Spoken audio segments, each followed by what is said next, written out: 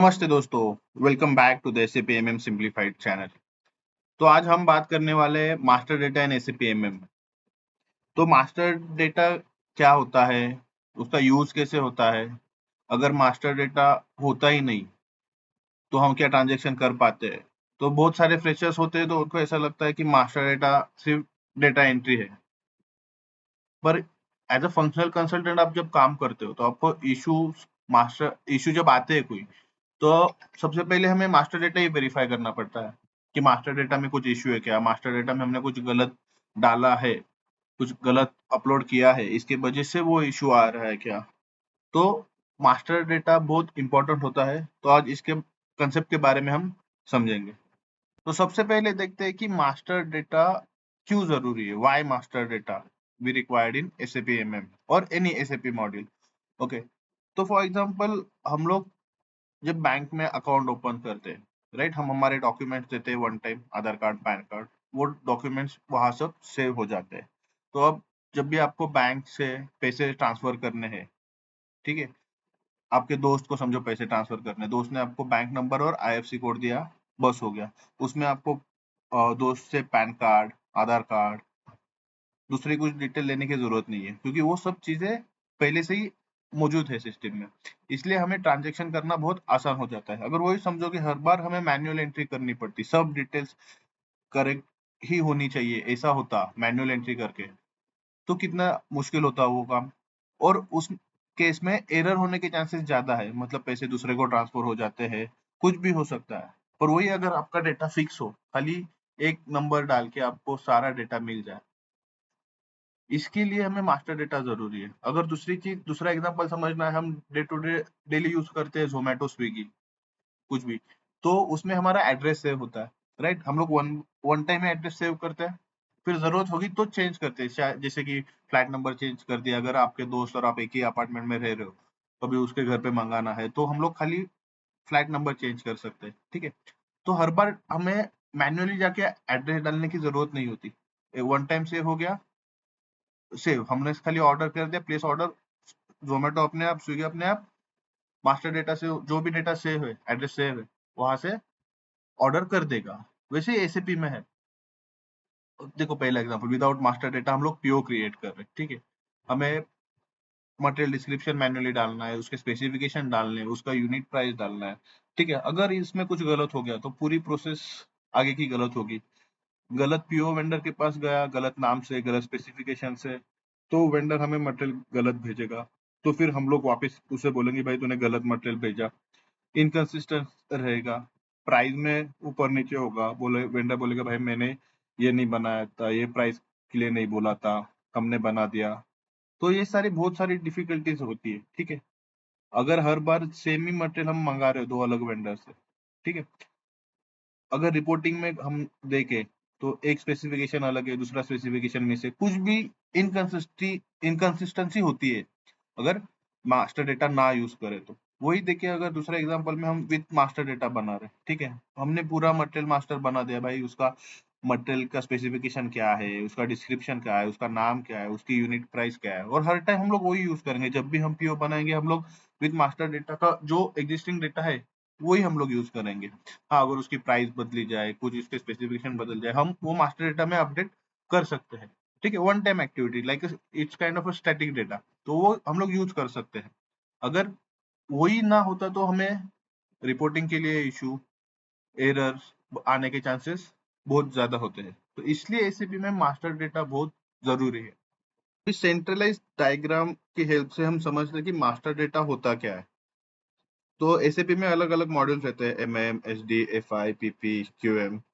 तो master data सभी के लिए यूज होता है, ऐसे नहीं कि एमएम मॉड्यूल है इसके लिए अलग मटेरियल, इसके लिए अलग मटेरियल मास्टर डेटा, एफआई के लिए अलग मटेरियल मास्टर डेटा, नहीं, जो भी हमने मटेरियल बनाया, ठीक है, उसमें अलग अलग व्यूज रहते हैं, सेल्स डिस्ट्रीब्यूशन के अलग, फाइनेंस के अलग, प्रोडक्शन प्लानिंग के अलग, क्यूएम का अलग।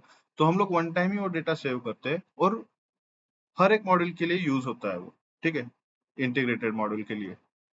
तो एमएम के लिए समझो मटेरियल मास्टर बनाया हमने, पीओ बनाते वक्त मटेरियल लग रहा है, वेंडर मास्टर बनाया, वेंडर लग रहा है, हमने वेंडर कोड डाला, मटेरियल कोड डाला, तो सिस्टम अपने आप बैकएंड से वो डेटा फेच कर रही है।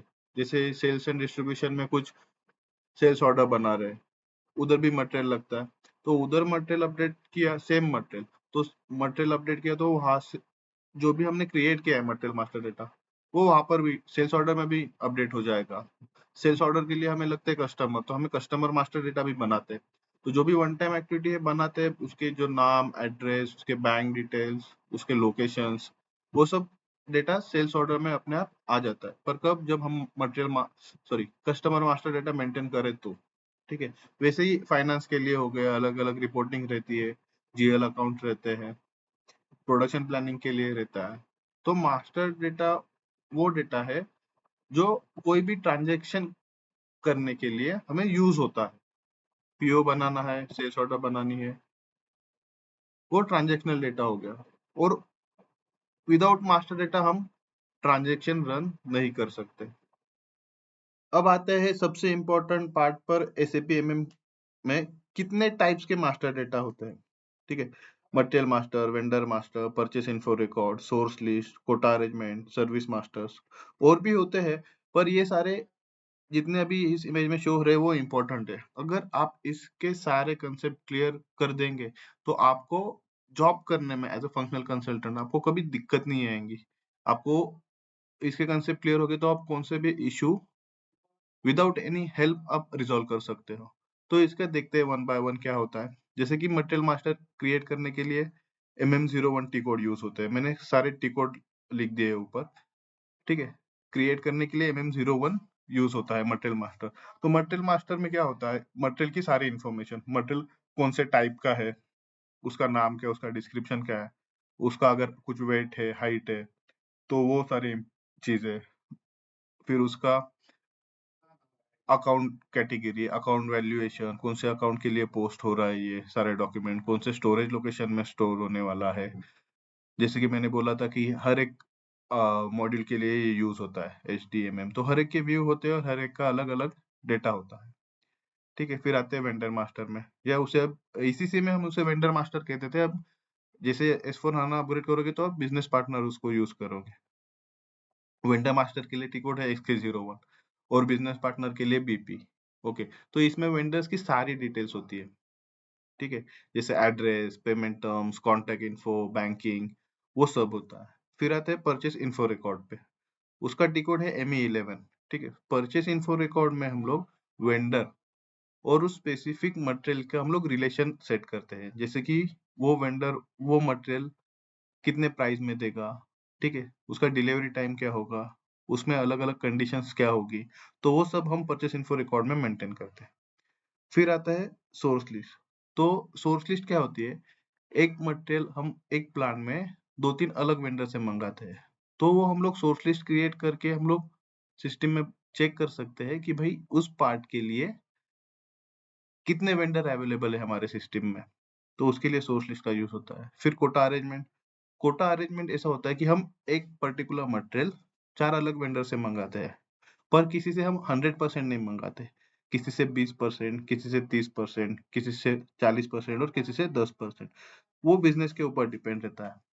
पर हम लोग किसी एक वेंडर पे डिपेंड नहीं हो सकते बिज़नेस करते समय। इसलिए हमें कोटा अरेंजमेंट की हेल्प से हम सबको कोटा असाइन करते हैं, ठीक है। फिर आता है सर्विस मास्टर।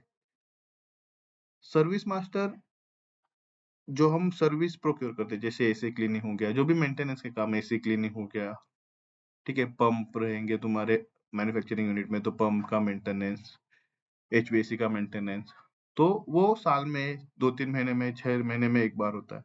तो उसका डेटा रिकॉर्ड हम लोग सर्विस मास्टर के हेल्प से करते हैं।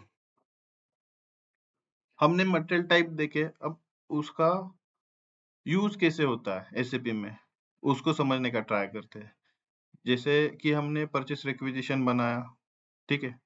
तो जब परचेस रिक्विजिशन हम लोग बनाते तब मटेरियल एंटर करते हैं, तो मटेरियल कहाँ से आता है, हम लोग ने कोड डालते हैं और मटेरियल की जो भी इंफॉर्मेशन है मटेरियल मास्टर क्रिएट होता है, उससे आता है। जब हम कोई पीओ बनाते हैं, राइट, तो परचेस ऑर्डर बनाते वक्त हम लोग ने वेंडर एंटर किया, तो परचेस ऑर्डर में अपने आप एड्रेस आता है, उसके बैंकिंग डिटेल्स आते हैं। तो वो कहाँ से आते हैं, क्योंकि हमने वेंडर मास्टर में सब सेट किया है। ठीक है, जैसे कि क्वांटिटी कितनी है, उसकी अलग-अलग कंडीशन कुछ होगी तो परचेस इन्फो रिकॉर्ड या कोटा अरेंजमेंट से आ जाएँगी।